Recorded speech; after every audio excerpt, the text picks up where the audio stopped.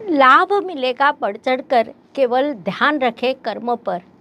अपने तो बहुत है, लेकिन अपनापन किसी के पास नहीं। साढ़े साथी के इस अंतिम चरण में ऐसी भावना मकर जातकों के मन में कई बार आती है।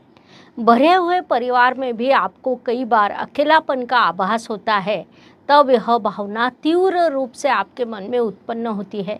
इसीलिए उस दृष्टि से आपने थोड़ा जागरूक रहना चाहिए। नमस्कार, मैं एस्ट्रो गुरुमा डॉक्टर ज्योति जोशी आप सभी ज्योतिष प्रेमियों का हार्दिक स्वागत करती हूँ। हम नवंबर 2024 महीने के राशि भविष्य को समझ रहे हैं। उसमें आज हम मकर राशि के जातकों के लिए ये महीना कैसा रहेगा, इस पर विस्तार से वार्तालाप करेंगे। विभिन्न दृष्टिकोण से इस महीने के ग्रह स्थिति का हम शास्त्रोक्त विश्लेषण करने वाले हैं। साथ ही वीडियो के अंत में मैं आपको इस महीने करने वाला विशेष उपाय भी बताने वाली हूँ, इसीलिए वीडियो को अंत तक देखना न भूलें।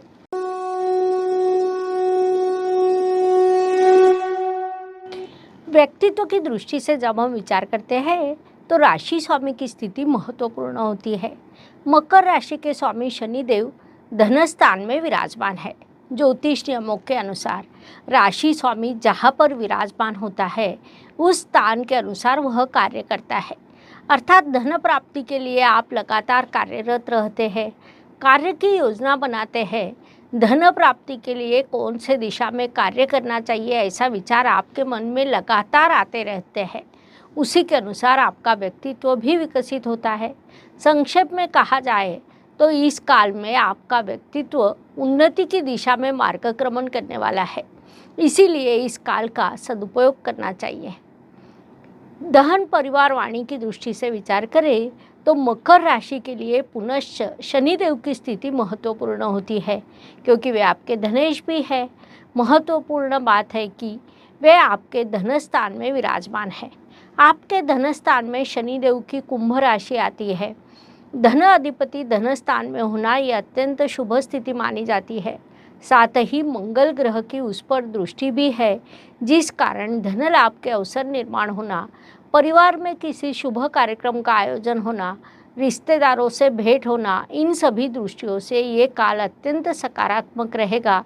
इस काल का पूरा उपयोग करें। पराक्रम एवं परिश्रम की दृष्टि से विचार करें तो मकर राशि के तृतीय स्थान में राहु ग्रह विराजमान है।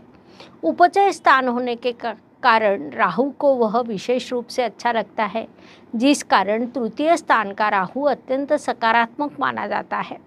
उसके आपको अत्यंत शुभ परिणाम प्राप्त होंगे। सच कहा जाए तो अपना भाग्य पहले से लिखा होता है। केवल उपचय स्थान द्वारा उन्नति करने का एक अवसर ईश्वर हमें देता है। उपचय स्थान का अर्थ है वृद्धि होता है, इसीलिए तृतीय स्थान का बड़ा महत्व है। इस स्थान का राहु आपको परिश्रम की उचित दिशा दिखाता है। आप परिश्रम करते हैं, सफल भी होते हैं। इस काल का पूरा लाभ उठाइए। वास्तु वाहन भूमि सुख शांति की दृष्टि से विचार करें तो मकर जातकों के लिए यह काल अधिक उपयोगी कहा नहीं जा सकता, क्योंकि इस काल में वास्तु वाहन के शुभ योग नहीं है। वैसे भी इन चीज़ों को रोज़ रोज़ नहीं लिया जाता।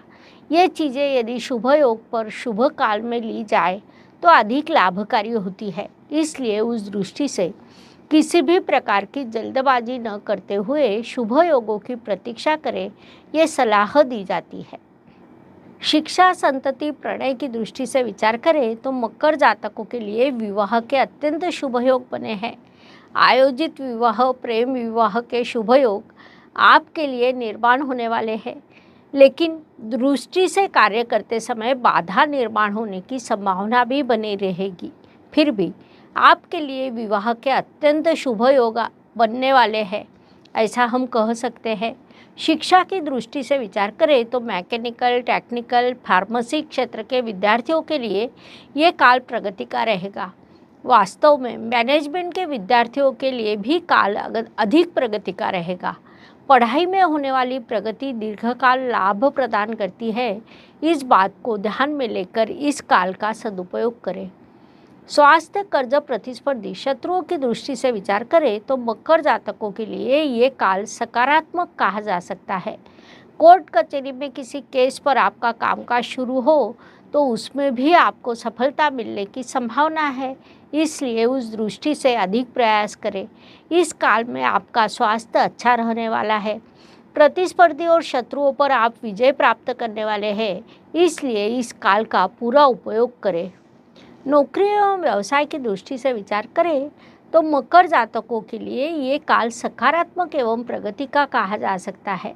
उससे आपका करियर विकसित होगा, करियर में आपको सफलता प्राप्त होगी। व्यवसाय में थोड़ी बाधा निर्माण हो सकती है, लेकिन उसका आप अधिक विचार न करें, क्योंकि इस काल में आपको लाभ अवश्य प्राप्त होने वाला है। इसलिए अपना काम ईमानदारी से करते रहे, परिश्रम करते रहे, ये सलाह आपको दी जाती है।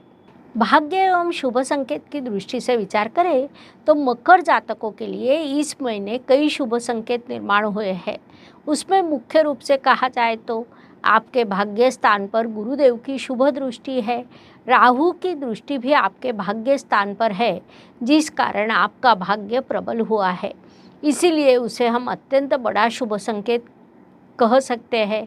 कई चीज़ें भाग्य से प्राप्त होना, भाग्येश लाभ स्थान में होने से लाभ प्राप्त होना, ये विभाग भी यहाँ आता है। ऐसे कई शुभ संकेत इस काल में आपके लिए निर्माण हुए हैं। उनसे आपको अत्यंत शुभ परिणाम भी प्राप्त होने वाले हैं। इस काल का सदुपयोग करें। कर्म की दृष्टि से विचार करें तो आपके कर्म अधिपति लाभ स्थान में विराजमान है, जिस कारण आप जो कर्म करेंगे वह लाभकारी रहेंगे। लेकिन आपके कर्म स्थान में अष्टमेश होने के कारण नौकरी या व्यवसाय में बाधा निर्माण होने की संभावना को नकारा नहीं जा सकता। इसलिए उस दृष्टि से सावध रहना चाहिए, वह लाभकारी रहेगा। लाभ की दृष्टि से विचार करें तो मकर जातकों के लिए ये महीना बड़े लाभ का रहेगा, ऐसा हम कह सकते हैं, क्योंकि आपके लाभ स्थान में लक्ष्मी योग बना है, जो पंचमेश और भाग्येश के द्वारा बना है, जिस कारण वह आपके लिए अत्यंत शुभ रहेगा। इस योग में मंगल ग्रह से नवपंचम योग किया है, इस कारण से भी आपको भरपूर लाभ प्राप्त होगा। अर्थात कुछ चीज़ों में संघर्ष और कुछ चीज़ों में शुभ परिणाम ये कुंडली में ही होता है। हम हर बार स्थान के अनुसार विश्लेषण करते हैं। जहाँ पर शुभ है वहाँ हम शुभ बताते हैं। जहाँ हमें लगे कि संकट की स्थिति है तो हम उसकी केवल दिशा बताते हैं। इस बात को आपने मुख्य रूप से ध्यान में लेना चाहिए। व्यय एवं प्रदेश गमन की दृष्टि से विचार करें तो इस काल में मकर जातक पढ़ाई पर बड़ा खर्च करने वाले हैं। आप शिक्षा के लिए यात्रा करेंगे, वह आपके लिए लाभकारी रहेगी। एक ऐसी संभावना है कि मकर जातक नौकरी छोड़कर कहीं दूसरी ओर जा सकते हैं।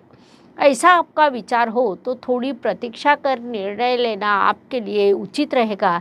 इस बात को मुख्य रूप से ध्यान में लें। हर दिन हर किसी के लिए समान नहीं होता। जीवन सुख दुख और उतार चढ़ाव से भरा है। उस अनुसार महीने के कुछ दिन सभी के लिए अत्यंत शुभ होते हैं, तो कुछ दिन अशुभ, तनाव और संघर्ष से भरे होते हैं। उस अवधि में हम कैसा व्यवहार करते हैं, इससे हमारी सफलता निर्धारित होती है। इस दृष्टि से विचार करें तो मकर जातकों के लिए 9, 17 और 27 ये दिन शुभ रहेंगे। इसीलिए प्रयास करें कि इन दिनों में सबसे आवश्यक कामों को पूरा किया जाए। साथ ही 7, 15, 25 ये दिन अशुभ रहेंगे, तो हो सकता है कि इन दिनों में आपका संघर्ष बढ़ेगा। इसलिए इन दिनों की उचित योजना बनाइए ताकि आपका मानसिक स्वास्थ्य बना रहे। उपायों की दृष्टि से विचार करें तो ज्योतिष में अत्यंत छोटे छोटे लेकिन बड़ा परिणाम करने वाले उपाय बताए गए हैं। अशुभ चीज़ों की अशुभता कम करने का, शुभ चीज़ों की शुभता बढ़ाने का उनमें सामर्थ्य होता है। उस अनुसार नवंबर महीने का विचार करें तो मकर जातकों को उपाय सूचित किया जाता है कि आप हनुमान चालीसा का पाठ करें। आपको शनिदेव की 7.5 डहिया शुरू हो या शनिदेव के प्रकोप से आप पीड़ित हो तो ये पाठ आपने अवश्य करना चाहिए। वो इस उपाय से आपके सभी कष्ट दूर होंगे, इसलिए यह उपाय अवश्य करें। इस प्रकार मेष से लेकर मीन तक नवंबर 2024 कैसा रहेगा, यह समझाने के लिए 12 वीडियो हमने आपके इस चैनल पर अपलोड किए हैं। आपके राशि का वीडियो आपने देखा, दोस्तों को, रिश्तेदारों को उनके राशि का वीडियो शेयर कीजिए। पुनश्च मिलेंगे। लाइक एवं सब्सक्राइब अवश्य करें। कमेंट बॉक्स में हर हर ज्योतिष घर घर ज्योतिष लिखना ना भूलें। धन्यवाद। शुभम भवतु। जय ज्योतिष। ज्योतिष का अध्ययन तथा शास्त्र की शास्त्रीय तरीके से पढ़ाई करने के लिए मेरी 2 किताबें प्रकाशित हो चुकी है, उनका अवश्य लाभ लीजिए। Please like share and subscribe the channel और हाँ, बेल आइकॉन दबाना ना भूलें। धन्यवाद।